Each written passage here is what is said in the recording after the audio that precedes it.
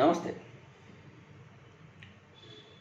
BJP మాజీ తెలంగాణ మాజీ BJP అధ్యక్షులు,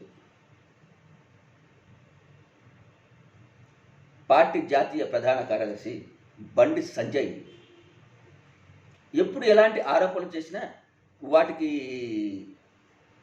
ఒక విధివిద్ధమైన ప్రాతిపదిక ఏముండదు. ఆయన నోటుకొచ్చింది మాట్లాడిస్తాడు. ఏంటంటే ఈయన ప్రకటనలన్నీ కూడా ప్రజల్ని తప్పుదోవ పట్టించే విధంగానే ఉంటాయి. ఇప్పుడు ఎందుకు ప్రస్తుతం అంటే ఈయన మీడియాతో మాట్లాడుతూ టీఆర్ఎస్ అధినేత, బీఆర్ఎస్ అధినేత చంద్రశేఖరరావు, ఆయన కుటుంబ సభ్యులు, బీఆర్ఎస్ మాజీ ఎమ్మెల్యేలు, ప్రజాప్రతినిధుల యొక్క పాస్పోర్ట్లను సీజ్ చేయాలి, లేదంటే వాళ్ళు దేశం వదిలిపెట్టి పారిపోతారు అని ఒక ఆరోపణ చేశారు. ఈ ఆరోపణకు ప్రాతిపదిక ఏంటో కూడా మనకు ఆయన చెప్పాలా. ఒకటి, రాజకీయ నాయకులు అవినీతికి పాల్పడటం, అధికారం ఉన్నట్టు 4 రాళ్ళు వెనకేసుకోవడం అనేది ఇవాళ సర్వసాధారణంగా మారింది.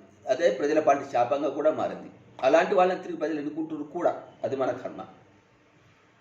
అటువంటిప్పుడు కేసీఆర్ కానీ, ఆయన కుటుంబ సభ్యులు కానీ, బీఆర్ఎస్ మాజీ ఎమ్మెల్యేలు, ప్రజాప్రతినిధులు రాష్ట్రాన్ని దాచుకున్నారు కాబట్టే వాళ్ళ పాస్పోర్ట్ను సీజ్ చేయకపోతే దేశం వదిలిపెట్టి పారిపోతాడు బండి సంజయ్ చేసిన ఆరోపణ ఏంటంటే, బీఆర్ఎస్ అనేది చాలా అవినీతి గల పార్టీ అండి. ఇవాళ కొత్త కాదు ఈ ఆరోపణ. ప్రధాని చేసిండు, కేంద్ర హోంమంత్రి చేసిండు, కింది విచారణ జరిపిస్తాం, కేసీఆర్ జైలు పోతారనే ప్రకటనలు కూడా పరోక్షంగా చేశారు.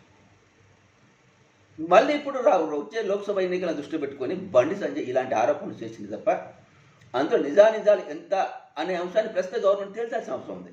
ఎందుకంటే చిన్న ఆరోపణ కాదు.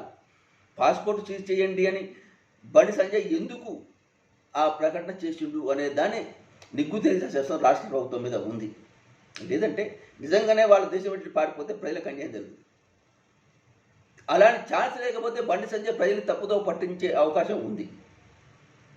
ఇలాంటి ప్రాతిపదిక లేని ఆరోపణలు చేసే నాయకుల పట్ల పాలకులు అప్రమత్తతో ఉండాల్సిన అవసరం ఎంతైనా ఉంది.